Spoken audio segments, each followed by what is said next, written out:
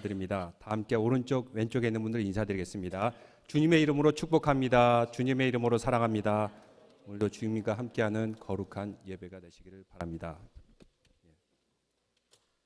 한국에서 직장을 다니는 어느 독일인의 이야기입니다. 그는 독일 사람인데 한국에서 직장을 다니고 있어요. 그런데 한국에서 사는 것이 너무나도 불편했어요. 모든 것이 불만이었습니다. 그는 한국을 싫어했어요. 왜냐?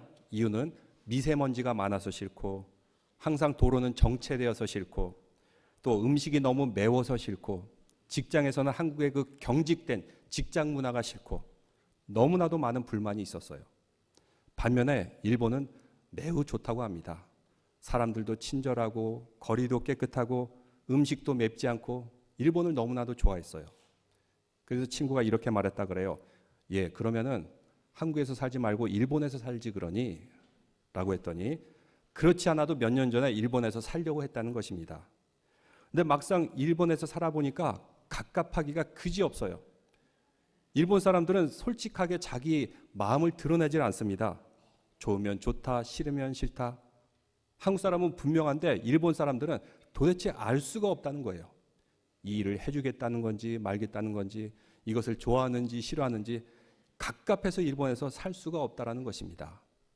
그러자 친구가 그럼 당신은 아시아의 문화하고는 좀 맞지 않은 것 같군요. 고향 땅인 독일로 다시 돌아가세요. 라고 했더니 독일도 싫다는 거예요. 그동안 한국에 5년 동안 살면서 한국의 빨리빨리 문화에 적응이 되어가지고 독일은 답답해서 못 살겠더라는 것입니다. 너무 사람들이 느려 터져. 이렇게 불만인 사람이 이야기가 있습니다. 이 독일 남성의 문제는 무엇일까요? 한국이 문제입니까? 일본이 문제입니까? 독일이 문제입니까? 아마 그는 어디를 살아도 불평과 원망이 항상 있을 것입니다. 무엇이 변화되어야 될까요? 자기 자신의 마음이 변화되어야 되는 것입니다. 그는 자유인으로서 자신이 책임을 가지고 뭔가 이유가 있어서 한국에서 살았을 것입니다.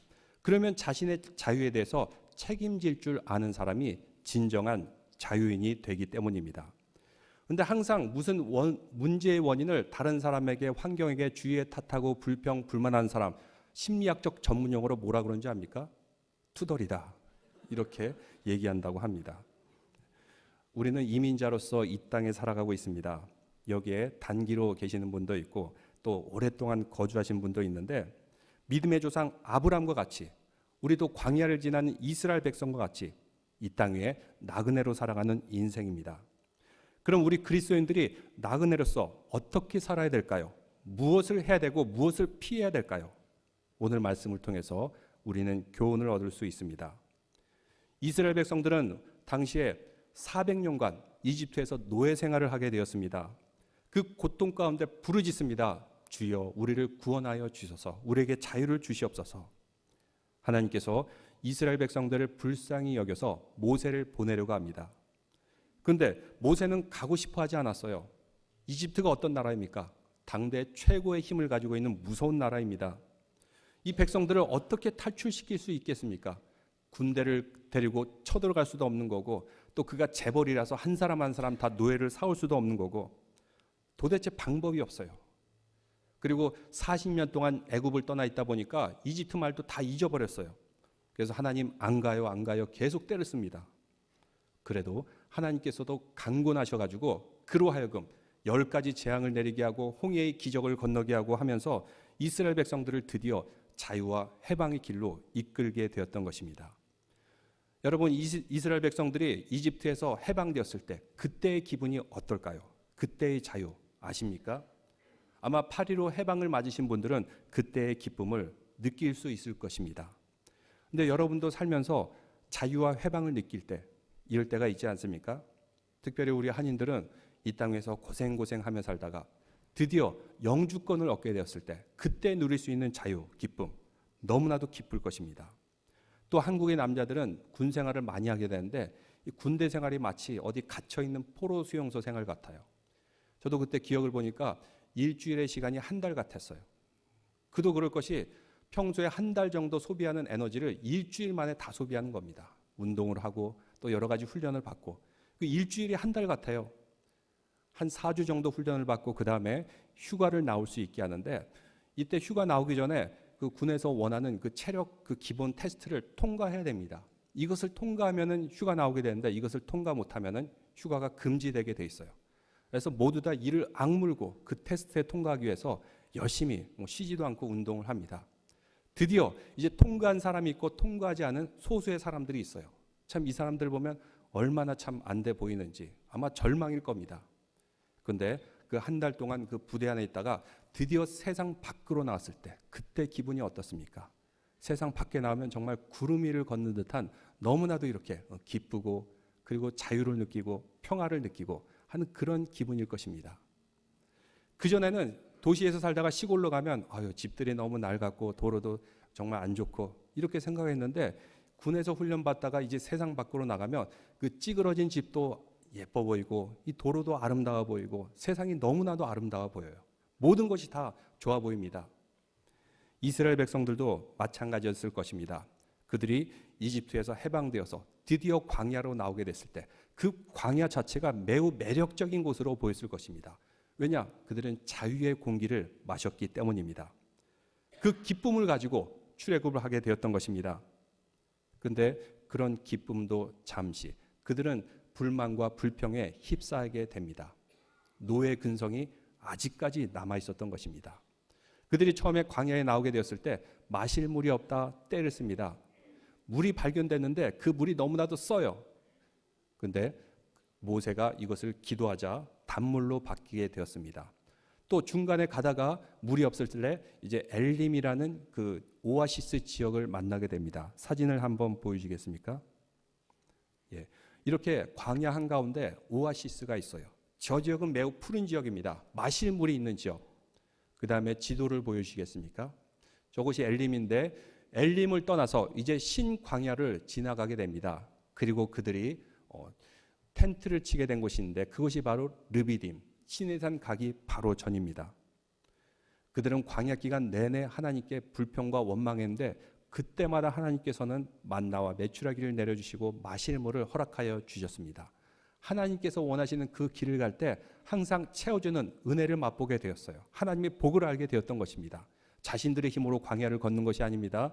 저 광야에서는 갔다가 그만 불에 타 죽을 수가 있고 그리고 뜨거운 떼약볕 아래 갈증이 나서 죽을 수가 있는 그런 곳인데 구름 기둥과 불 기둥으로 그들을 지켜주심을 통해서 그들은 광야를 무사히 통과할 수가 있었습니다. 오늘 17장 1절 말씀부터 그들이 어떤 일이 벌어졌는지 오늘 또 말씀해 주고 있는데 17장 1절 이스라엘 자손의 온 회중이 여호와의 명령대로 신광야를 떠나 그 노정도를 행하여 르비딤의 장막을 쳤으나 백성이 마실 물이 없는지라. 이스라엘 온 회중 그들이 어떻게 했어요? 하나님의 명령을 따랐습니다. 그래서 신광야를 떠나서 계속해서 가서 르비딤의 장막을 치게 되었어요. 근데 문제는 마실 물이 없었던 것입니다. 하나님의 명령대로 떠났습니다. 하나님이 원하는 그 노정대로 가게 되었습니다. 그러면은 뭔가 좋은 일이 있어야 되지 않습니까? 하나님 말씀 순종했어요. 하라는 대로 했어요. 그러면 하나님께서 책임져야 될 것이 아닙니까? 근데 마실 물이 없었다는 것입니다. 왜 그럴까요? 하나님께서 인도하는 대로 갔는데 물이 없어요. 하나님이 인도한 대로 가면 물이 있어야 되는데 왜 물이 없습니까? 왜 그럴까요? 이유는 단 하나. 그곳은 광야이기 때문입니다. 원래 광야는 물이 없어요. 먹을 것이 없습니다. 물이 있으면 오아시스죠. 광야가 아닙니다. 광야는 원래 이렇게 척박한 곳입니다. 그들은 하나님의 뜻을 따라 광야를 떠나 자유인이 되었습니다. 그 자유인이 되어서 마시는 세상의 공기와 광야는 너무나도 아름다웠을 것입니다. 자유인이란 것은 자기가 하는 행동에 대해서는 책임을 져야 됩니다. 하나님께 대한 믿음, 하나님께서 나를 인도하셨다. 그 확신을 가지고 그들은 광야로 나가게 되었습니다. 그런데 문제의 핵심은 물이 없다는 것이 아니라 그 이전에 그들이 하나님을 온전하게 신뢰하지 못했다는 데 있었던 것입니다. 하나님의 존재에 대한 불만, 하나님에 대한 불안, 이것을 표시하고 있는 것입니다. 2절에 그 이유에 대해서 말씀하고 있는데 여러분 17장 2절 말씀 다 같이 읽어보겠습니다. 백성이 모세와 다투어 이르되 우리에게 물을 주어 마시게 하라. 모세가 그들에게 이르되 너희가 어찌하여 나와 다투느냐? 너희가 어찌하여 여호와를 시험하느냐. 그들이 다투었다라고 말하는데 그 다투었다는 그 원어의 뜻은 막 위협하면서 거칠게 몰아붙이며 행동한 것을 의미하고 있습니다. 마치 비유적으로 말하면 개가 잔인하게 그 사냥감을 물고 물어뜯는 그 포악한 모습을 의미하고 있어요. 모세한테 그냥 물 주세요라고 한 것이 아니라 물 내놔, 물 내놓으란 말이야 하면서 거의 뭐 득달같이 나왔다는 것입니다. 그런데 모세는 여기에 대해서 무엇이라고 합니까? 너희가 어찌 여호와를 시험하려고 하느냐? 그들의 속마음을 간파한 것이죠. 지금 물이 없다라고는 하는 것 이전에 하나님이 없다라고 말하는 것입니다. 우리도 살아가면서 얼마나 많이 불평하고 원망하며 살아갑니까? 하나님, 왜 이거 안 이루어지세요? 왜 이 문제 해결 안 해주세요? 이렇게 하는데 이것이 무슨 말이냐면 속마음으로는 하나님 도대체 계시기나 한 겁니까? 하나님 이것을 이루어줘야죠 하면서 하나님께 떼쓰는 것, 하나님에 대한 존재에 대한 의심이 그 바탕 가운데 있는 것입니다. 하나님, 당신은 정말 계시는 존재입니까? 안 계시는 분입니까? 이렇게 하나님에 대한 불신과 의심의 질문입니다. 이 말을 다시 바꿔 말하면 하나님, 차라리 내가 그냥 하나님 노릇하죠. 내가 내 인생의 주인이 되어서 내 마음대로 살아가죠.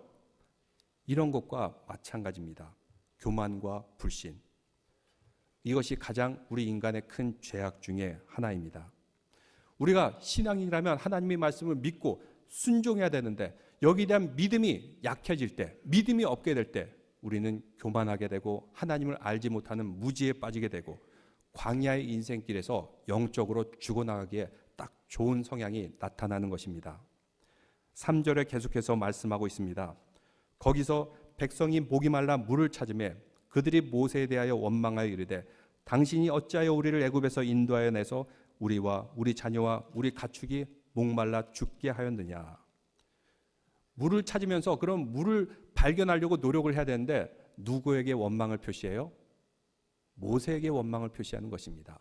모세가 그들로 하여금 광야를 나오자고 강압했습니까? 그러지 않았어요. 그들이 스스로 모세를 따라서 원해서 나온 것입니다. 자유롭게 나온 겁니다.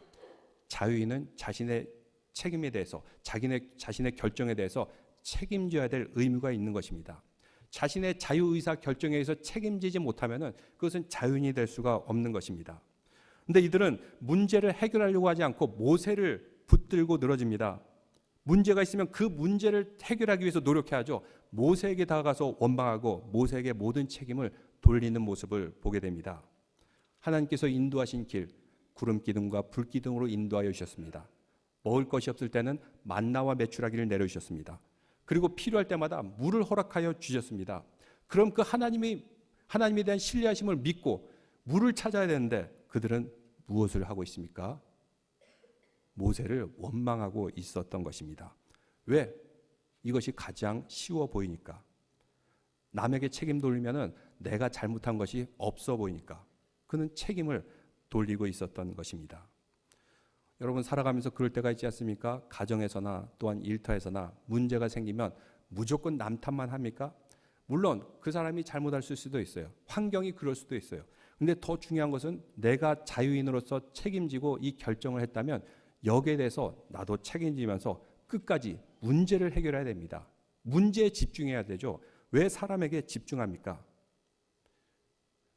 그들이 애굽에서 나온 것도 하나님의 명령을 따라서 그 하나님께 순종하는 마음으로 자유에 대한 자유자가 되기 위해서 그들은 나오게 되었지만 문제는 여기에 대해서 책임을 지려하지 않는 모습을 보게 됩니다. 그런데 공동체가 그런 사람들이 점점 많아지게 되면 그 공동체는 점점 죽어가기 마련입니다. 침체가 됩니다. 결국은 죽음에 이르게 됩니다. 그들은 이러한 불평과 원망의 공동체였기 때문에 결국 광야에서 다 죽습니다. 살아남은 사람은 오직 여호수아와 갈렙, 그 다음에 그들 이후에 태어난 변화된 2세대들만 가나안 땅에 들어갈 수 있었던 것입니다. 불평과 원망, 문제를 해결해 주지 못합니다. 아무것도 남아나지 않습니다. 그래서 3절에 그들은 이렇게 말합니다. 당신이 어찌하여 우리를 애굽에서 인도하여 내느냐. 모세가 억지로 그들을 오라고 해서 온 것도 아니고 그들은 자유의사를 가지고 책임지게 왔는데도 불구하고 모세에게 모든 원망과 불평을 돌리는 모습을 보게 됩니다. 여러분 계속해서 4절 말씀 한번 같이 읽어보겠습니다. 모세가 여호와께 부르짖어 이르되 내가 이 백성에 대하여 어떻게 하리까? 그들이 조금 있으면 내게 돌을 던지겠나이다. 모세가 무엇을 했어요? 이런 문제 가운데 부르짖으며 기도했다라고 말씀하고 있는데, 이 부르짖으며 기도했다는 의미는 통성 기도했다는 것입니다. 하나님께 부르짖으면서 통성으로 기도하고, 이것을 통해서 모세는 문제를 해결하려고 그랬어요.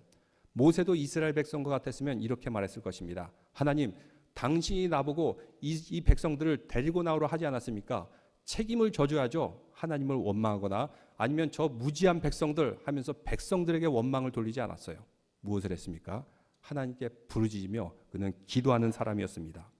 이 사람들이 나에게 돌을 던질 것 같다는 것입니다. 돌을 던지고도 남죠. 그들이 다투며 원망을 하였다. 거의 으르렁거리면서 득달같이 달려들었다는 것인데, 여기에 대해서 하나님께서 말씀하여 주고 있습니다. 5절 말씀 다 같이 읽어보겠습니다.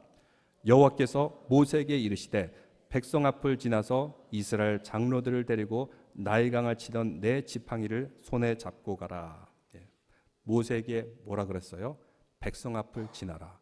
지금 당장이라도 돌을 던질 것 같은 그 백성 앞으로 가라는 것입니다. 그 원망을 듣고 피하거나 도망가려거나 그들을 원망하지 말고 백성들 한가운데로 가라. 무엇을 가지고요?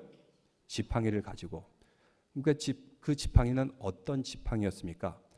모세가 이것을 가지고 양을 치던 그런 지팡이였어요. 또 산에 오를 때 이거 지팡이를 의지하여서 오르던 그런 지팡이였습니다. 근데 그것이 누구 손에 들리게 되었습니까? 하나님의 손에 들리게 되었어요.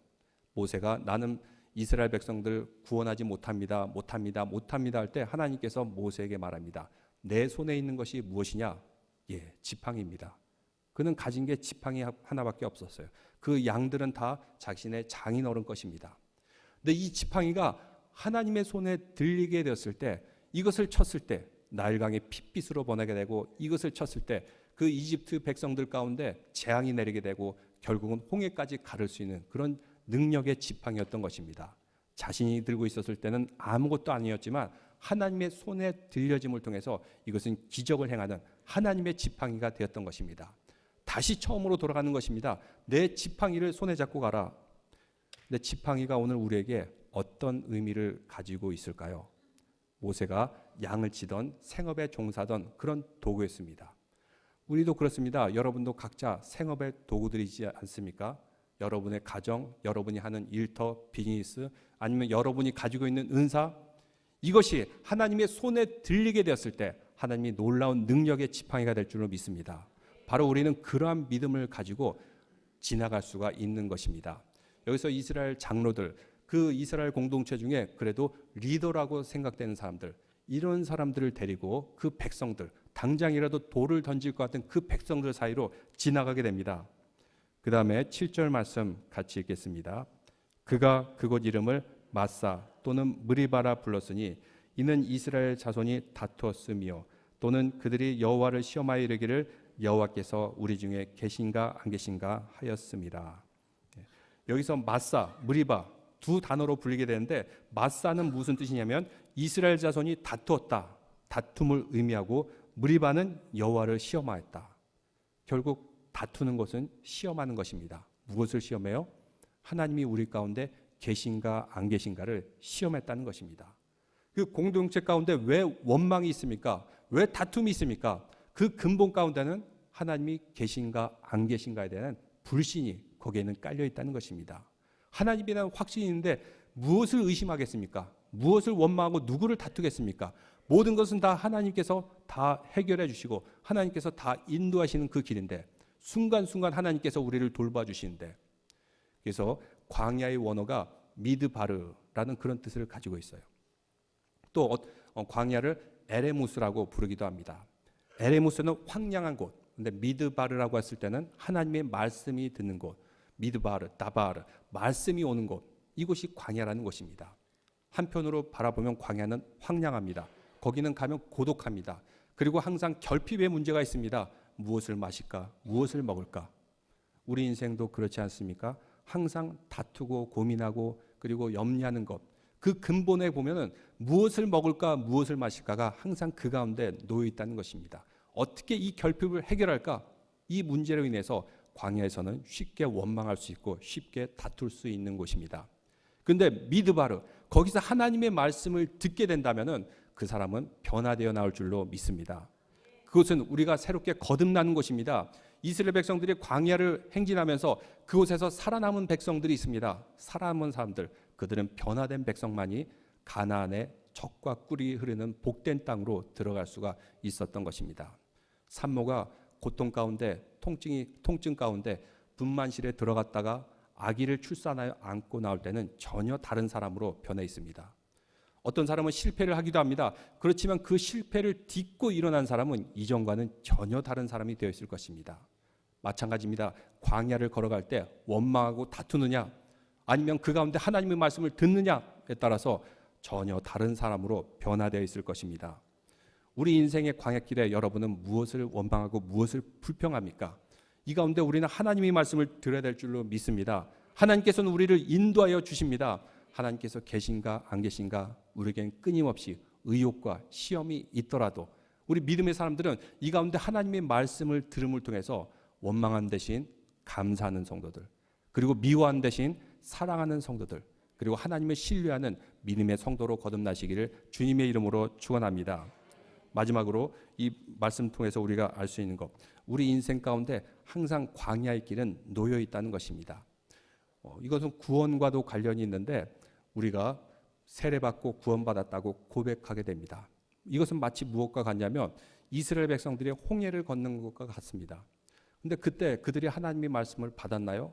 그들이 하나님의 말씀을 받은 것은 시내산에서 율법의 말씀을 받게 되었습니다. 우리는 전적인 하나님의 은혜 가운데 구원을 얻게 되었어요. 우리가 하나님의 말씀을 듣고 지킵니다. 이거 안 들으면 하나님이 벌 내릴까 봐, 이거 안 지키면 하나님이 우리를 벌 줄까 봐. 이스라엘 백성들이 원망해도 그들의 소원을 들어줍니다. 왜일까요? 하나님은 우리의 아버지 되시기 때문입니다. 아버지 부모는 자녀의 소원을 들어주고자 해요. 그들이 원망을 해도 감사를 해도 들어주고자 해요. 근데 원망하면서 듣는 거하고 감사하면서 그 약속을 받는 거하고 어떤 차이가 있을까요? 듣기는 들어주지만 원망하는 사람은 항상 원망할 것입니다. 그러다 광야에서 지쳐서 다 죽게 됩니다. 근데 감사함을 통해서 하나님께 원하는 것을 성취받은 사람들은 감사의 그 제목들이 더 넘쳐나게 돼요. 계속해서 불어나게 됩니다. 근데 이스라엘 백성들은 맨날 원망해요. 하나님께서 들어주십니다. 원망해도 들어주세요. 근데 감사한 사람들에게는 훨씬 더 많은 것을 주지 않겠습니까? 우리 믿음의 사람들은 그래서 감사함으로 주님께서 우리에게 주실 약속을 하나하나 성취하시기를 바랍니다. 우리의 인생 하나님이 계신가 안 계신가 이것을 바라보기보다는 하나님께서 우리와 동행하시는 것을 바라봐야 됩니다. 하나님께서는 우리에게도 계속해서 묻고 계세요. 너 지금 뭔가 목마르지? 너 지금 뭔가 배고프지? 너 지금 피곤하지? 원래 인생의 광야라는 것은 그런 곳이야. 그러나 내가 함께하면 그곳에 생수의 강이 넘쳐 흐를 것이야. 생수의 강을 너에게 항상 부어줄 것이야. 그러니 나와 함께 걷지 않을래? 언제까지 나를 시험할 텐가? 언제까지 내가 있는가 없는가? 이거 노릇할 것인가? 이제 내가 너와 함께한다는 그 사실을 믿고 나와 동행하자. 나와 함께 그 기쁨을 누리자. 우리 주님께서는 항상 이렇게 말씀하여 주십니다. 우리 인생의 광야와 같은 결핍 가운데 우리 믿음의 성도들은 주님을 바라보면서 여호와는 나의 반석이시니 그 가운데 나오는 생수를 바라보면서 주님의 은혜의 강물이 넘치는 믿음의 성도들 되시기를 주님의 이름으로 축원합니다. 다 함께 자리에서 일어나신 후에 찬양 드리겠습니다. 나의 반석이신 하나님, 우리의 반석인 하나님께서 우리에게 항상 생수의 강물을 부어줄 줄로 믿습니다.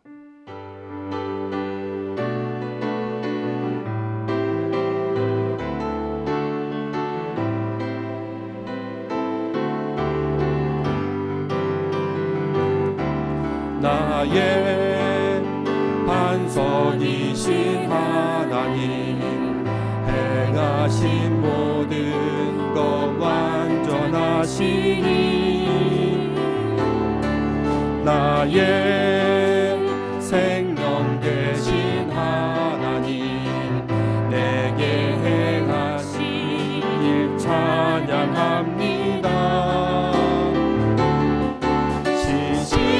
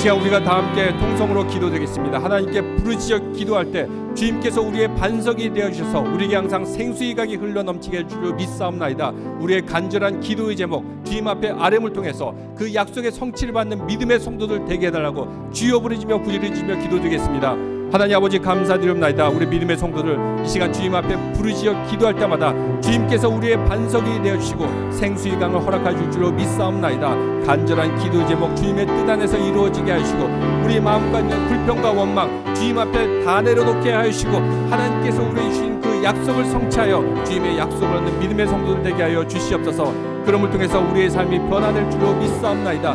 광야의 인생의 길 가운데서 하나님께서 우리에게 주시는 생수의 강물을 항상 맞으며 걸어갈 수 있도록 하여 주옵시고 지치지 않고 낙담케 않게 하여 주시며 하나님이 주신 놀라운 축복을 누리는 믿음의 성도들 되게 하여 주시옵소서.